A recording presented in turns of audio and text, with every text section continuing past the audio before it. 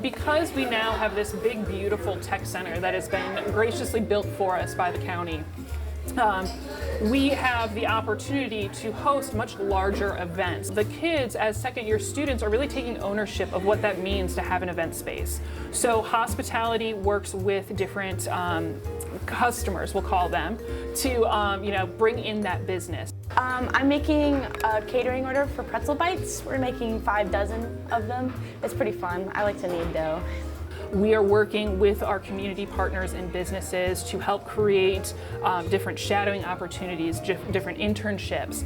Majority of my kiddos this year are actually employed already. I've been employed at Toast the New American Gastropub at the Village Shopping Center for about 2.5 years now.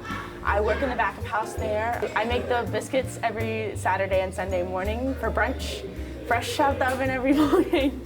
And I also make some baked goods there. So today is actually my grandson's 2nd birthday.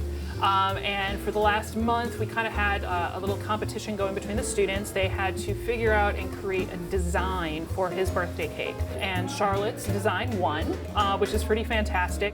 My goal is at the end of this 36 weeks with me that they can go straight out into industry because they'll have a workplace readiness certificate.